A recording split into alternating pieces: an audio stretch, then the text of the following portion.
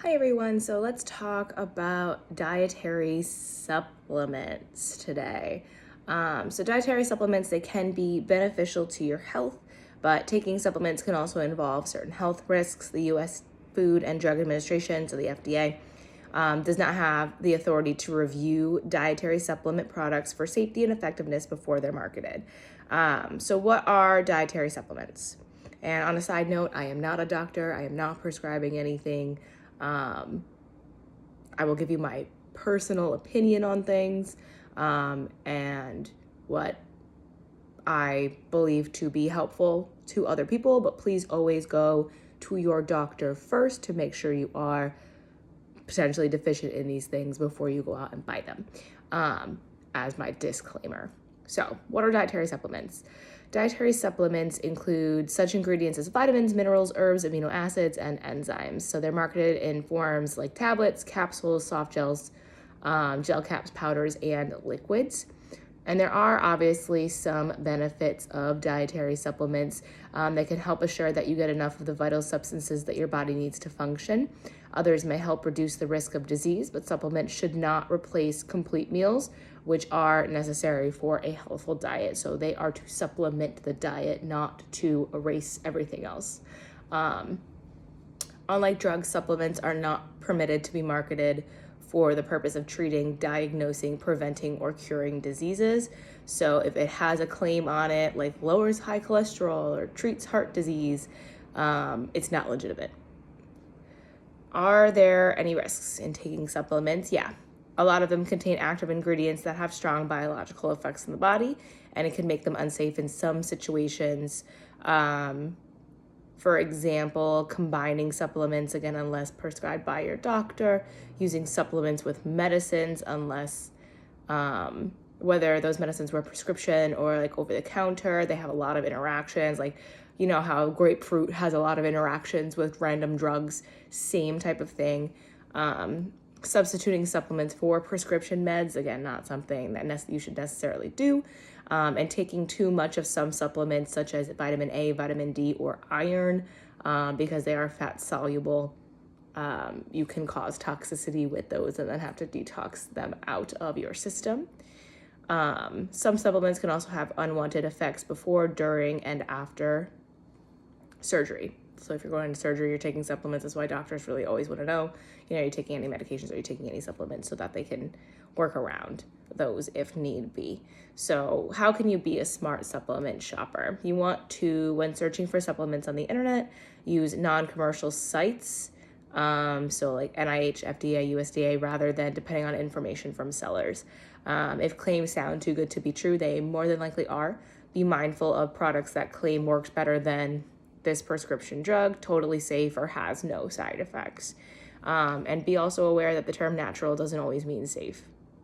Ask your healthcare provider if supplement you're considering would be safe and beneficial for you. So again, always consult with your physician. Supplements versus whole foods. Again, supplements are not intended to replace food. They can't replicate all of the nutrients and benefits of whole foods like fruits and veggies. Whole foods offer three main benefits over dietary supplements. They have greater nutrition and more bioavailable forms. They have the essential fiber that we need, and it's got protective substances in it. So let's go on to who kind of needs supplementation. You likely don't need it if you are a healthy adult who eats a variety of foods, including fruits, veggies, whole grains, legumes, low-fat dairy products, lean meats, and fish. But supplements or fortified foods may be appropriate if you are pregnant, if you're trying to get pregnant, or if you're 50 or older, have poor appetite or trouble getting in nutritious foods, if you follow a diet that excludes entire food groups, have a medical condition, food allergies, intolerances, diseases, autoimmunity, etc., or if you have had a surgery on your digestive tract that affects how your body digests nutrients. So those are all the people that could or should be taking supplementation. Choosing and using supplements, make sure that you check the label first. Avoiding mega doses, again, unless it is prescribed by your doctor, or in my instance, my functional medicine doctor prescribes me my supplements, because based off of my lab work and all of that, she can prescribe the dosage that I'm allowed to have, because I do take a few mega doses, as I was very, very, very deficient. And in order for me to absorb even half of that amount, or even 1% of that amount, I needed them in mega doses. So it really just depends, and please work with your healthcare providers. Watch what you eat. Vitamins and minerals are being added to a growing numbers of foods, including breakfast cereals and beverages, so fortified.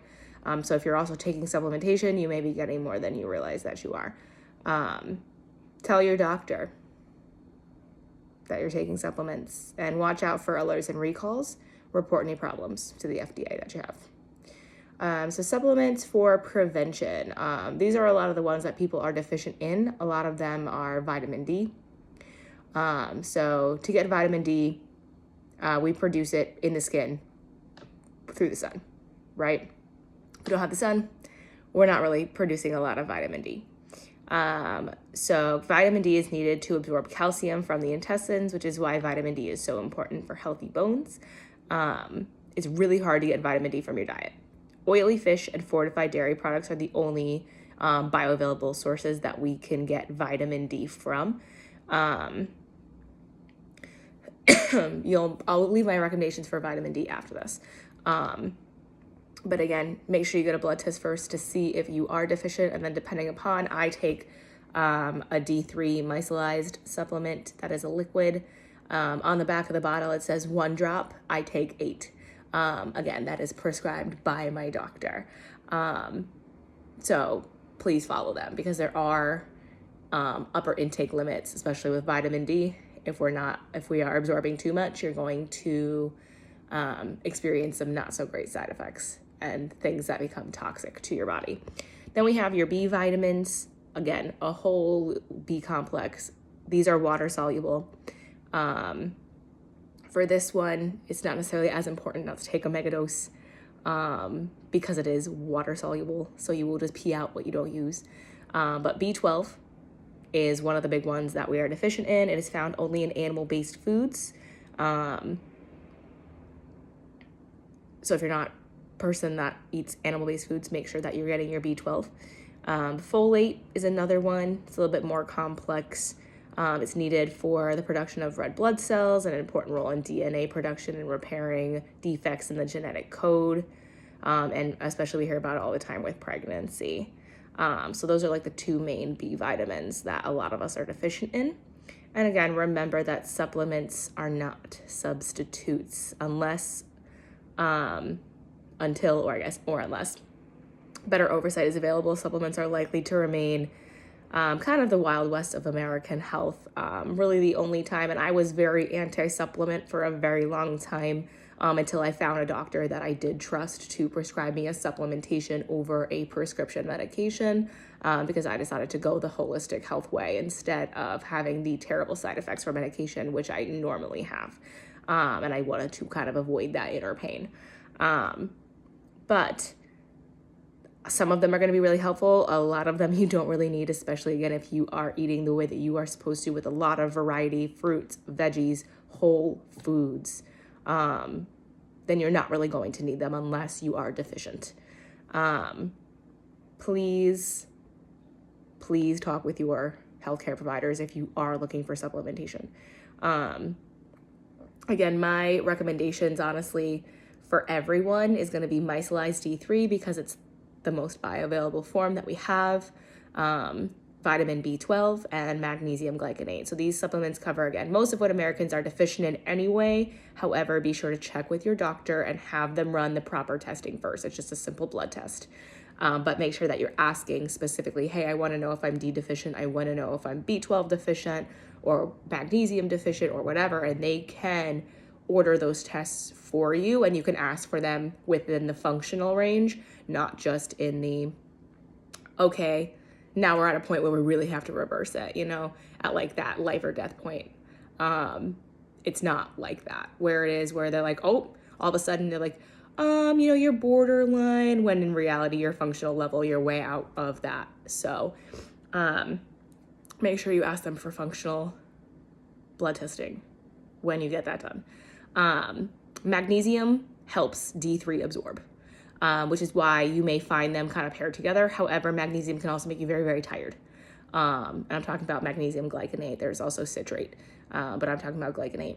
Also great for muscle recovery. But it's best if you have them in separate forms because, again, magnesium can make you very tired, where you take D3 in the morning, normally as a dropper, and then magnesium before bed. Magnesium is also really good to help keep you regular. It's also very good to help you sleep and like keep your sleep steady and help you fall asleep. So that's just kind of the main ones that I always would recommend to people, or at least have them check out, especially if they already know that they're maybe D deficient and they already know that they're B12 deficient, making sure that we're getting the proper supplementation in to help them absorb that a lot better. Again, talk to your doctor, especially if you're feeling like a lot of chronic fatigue and tiredness. Really a lot of the symptoms that I tell you guys about all the time, that I was feeling before I started my supplementation, and it turned out I was deficient in a lot of things, and a few of them were B12, D3, and magnesium, all helping with that. So talk to your doctors. Again, I am not a doctor. This is only advice from my personal opinion. Disclaimer.